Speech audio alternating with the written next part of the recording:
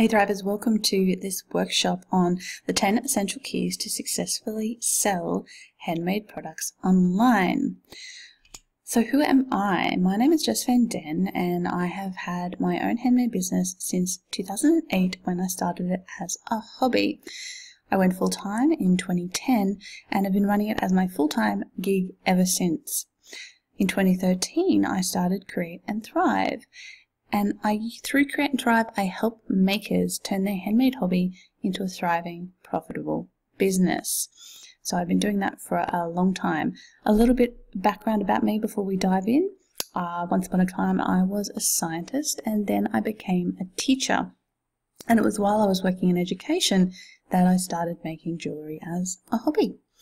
And it just kind of grew from there. I taught myself everything I needed to know about starting and running a handmade business. I had no idea what I was doing from the beginning. And eventually it went full-time and has been ever since. And my husband works for me as well.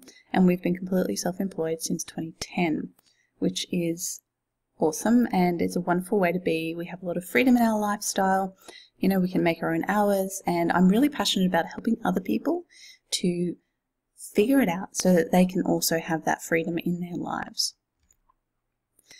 If you enjoy this workshop, I just want to give you a heads up that I have a whole bunch more just like this over in my membership site for makers, the Thriver Circle. I'll tell you more about this at the end, but just for now, if you do find you enjoy the workshop and you like learning this way, then definitely go check it out. I have, as I record this, about 29, almost 30, very shortly, handmade business workshops specifically for you on topics that will help you grow your handmade business.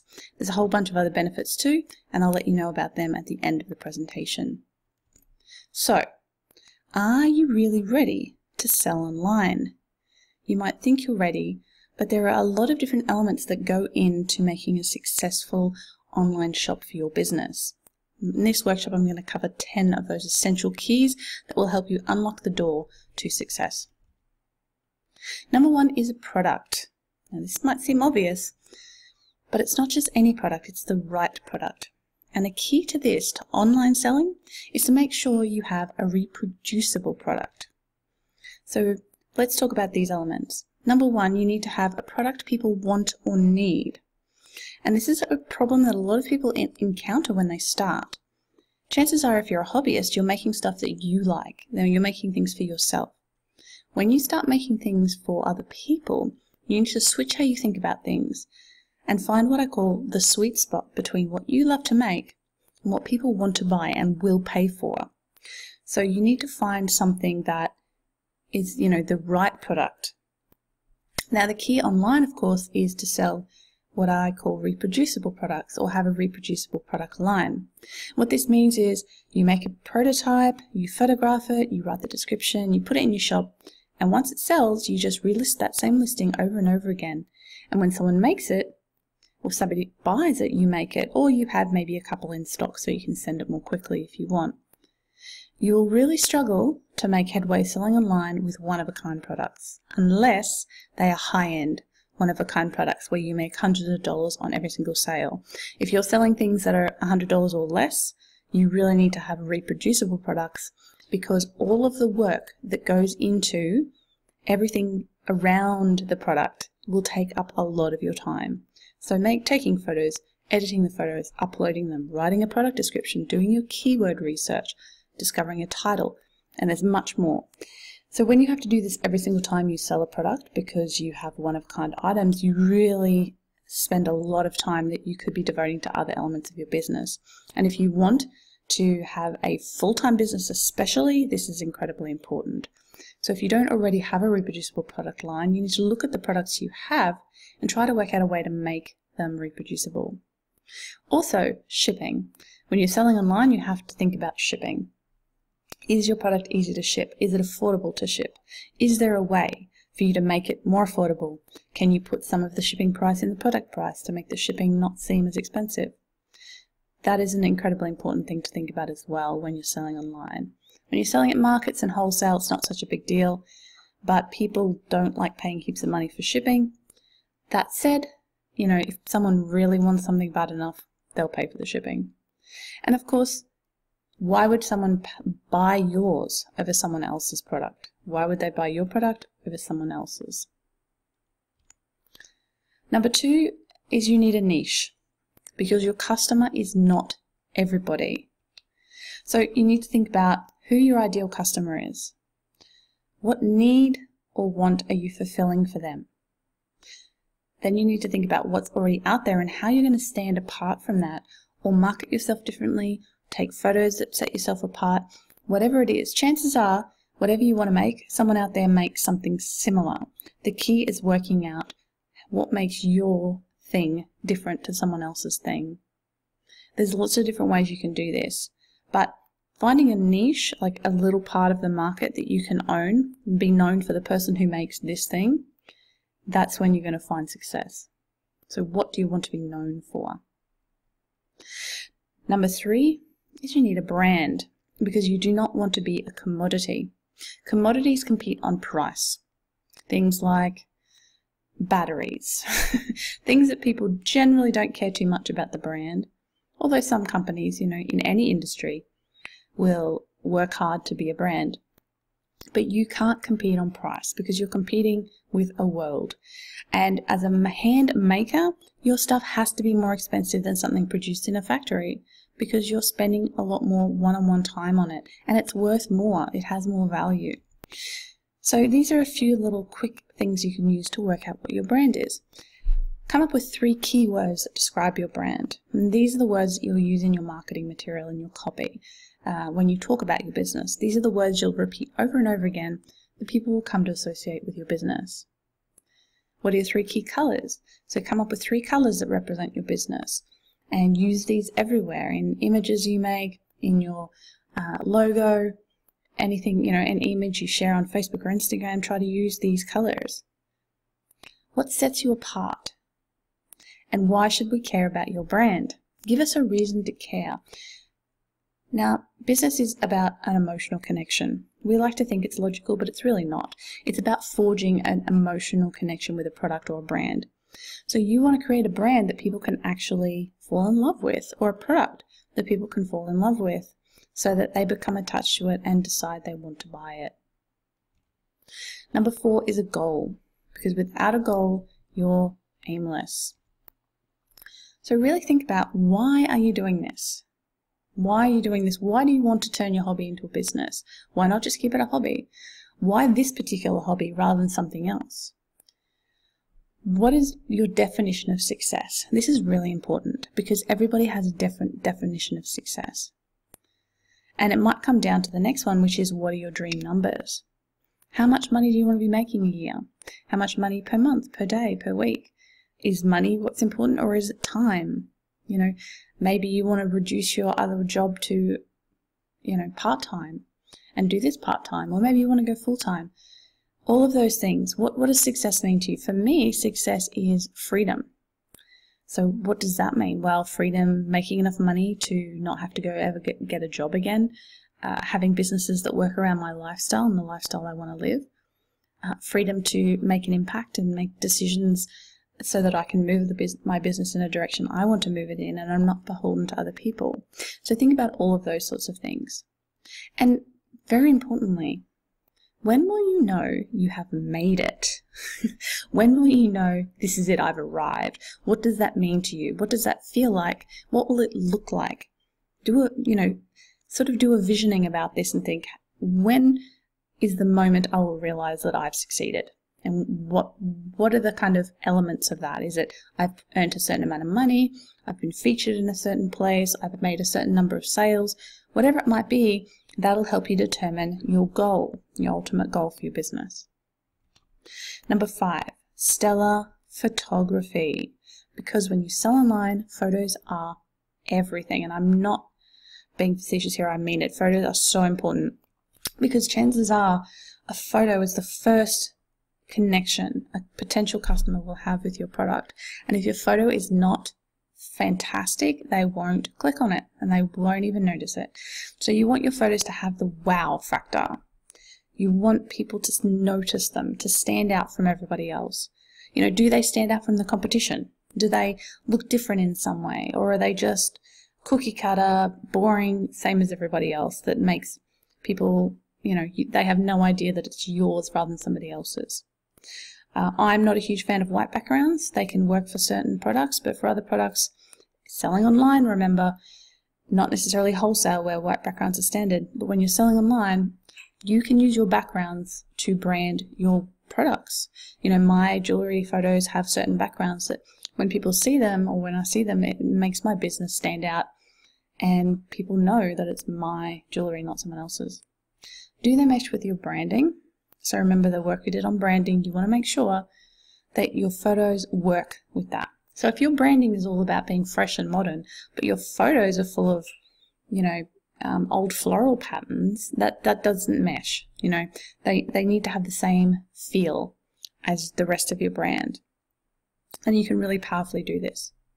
And do you have all the photos you need to reflect the quality and the details of your product? Make sure you take advantage of the fact that you can take photos from all different angles in different situations so that people get a really clear idea of what your product is, what it looks like, how big it is, how to use it. Number 6 is a marketing plan, or you may as well not even begin. If you don't have a plan or you have no idea how you're going to market your product, this is something you really need to invest time in before you do anything else. Because people won't just find it. You have to do the work to bring them to your product. So what is your brand story? So your brand story is the history of your brand, the story that's woven around it, because you can use this story to tell the story of your business, and that is what you can use to reach out to people and intrigue them. Reach out to influencers, bloggers, magazine writers, and tell them your story, and hopefully they might want to do a story on you. So how are you going to tell your story? How are you going to get your story out into the world? Are you using social media? Are you going to use email marketing? Are you going to put ads somewhere? So these are the strategies, and you have to think about what strategies work for your particular business so that you can reach your particular ideal customer. Number 7 is a venue. Where you sell does matter. You need to have a good venue for your products. So where do you sell now, if you sell at all? I always recommend people use Etsy as a testing ground and a traffic driver. Etsy is a fantastic place to start your handmade business because you don't have to worry about the tech side. You literally just upload stuff. Facebook is becoming more and more a viable way to sell your work because they're pushing marketplace a lot more. But it can be a little bit dicey because you don't have a lot of control over it. Facebook can do what they want. They control what you can put on there and so forth. The real gold star here, the kind of gold standard, is having your own website, your own standalone website that's your digital home, and it's really a must. If you are serious about having a successful business, you need to have your own website. Now, there are lots of different ways you can do this. That's a whole nother workshop. But a few quick recommendations. If you're not techie, think about Shopify. If you have a bit of background with website development, probably WordPress and WooCommerce are the way to go. But it really comes down to you and knowing what will work for you. Okay, so number 8 is a mailing list. Why? Because you own it. Social media is great, but you don't own it. You don't control it. Someone else does. It belongs to someone else. And you can do a lot of work to build up a platform there, and it can just be taken away from you. I mean, look at what's happening with Facebook and Instagram, where they changed the algorithms and suddenly it's gone from everybody being able to see your work till 10% or less people being able to see what you post. And that's made a huge impact on a lot of people. But if you have a mailing list, you own their email address when they give it to you, and you can always get in touch with them. It is very powerful, and it's something you need to invest in doing. So basically, this is how you keep in touch with your best customers, your repeat customers. I recommend MailChimp. You can set up there for free, and it's free for quite a while. And that will get you started with a really good, simple, easy to use mailing list system. You want to put the link everywhere in your email sign up. When you send a convo to someone on Etsy, send it as a PS. So any way you can think of. And think about some sort of incentive. This is called a lead magnet. It's the thing that gets people to sign up to your list. Very rarely will people just sign up to my newsletter for no good reason. You have to give them a reason because we all get too many emails.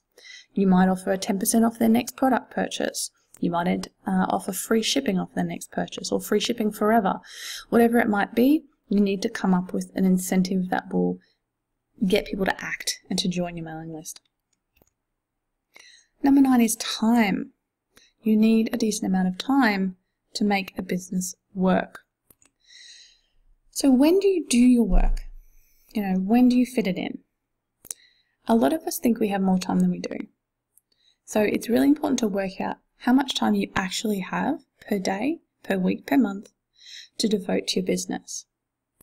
Because if you don't get realistic about this, you'll set yourself up for frustration and failure because you're not making the progress you think you should be making. So look at your time, look at it realistically, and remember the rule that whenever you have a task, it'll take twice as long as you think it will to complete. And if you go by that, chances are you'll make progress slowly but surely towards your goal. So the time you do have, are you currently spending that time wisely, or are you wasting it on Facebook or Pinterest or whatever? Or are you just jumping from task to task with no plan in place? That's a good way to spin your wheels. So you really need a good time management strategy in place, and you need to have a plan for how you're going to do this. If you do join the Thriver Circle, there is a whole bunch of stuff on this. There is a whole Handmade Business Bootcamp where I teach you the top 3 priorities planning method that I use and that I've taught hundreds of other people, that allows you to really get clear and simple planning organized. Number 10 is patience, and I can't stress this enough. Lots and lots and lots of it. You need patience. One of my favorite sayings is, it's a marathon, not a sprint. You will find it's a very rare person who can set up and create a successful handmade business in less than a few years. And I don't say that to scare you, but I say that to be realistic. If you have a lot of time and a lot of money, of course you can do it faster, but most of us don't. Most of us are doing this in our spare time. We're doing it around our other commitments.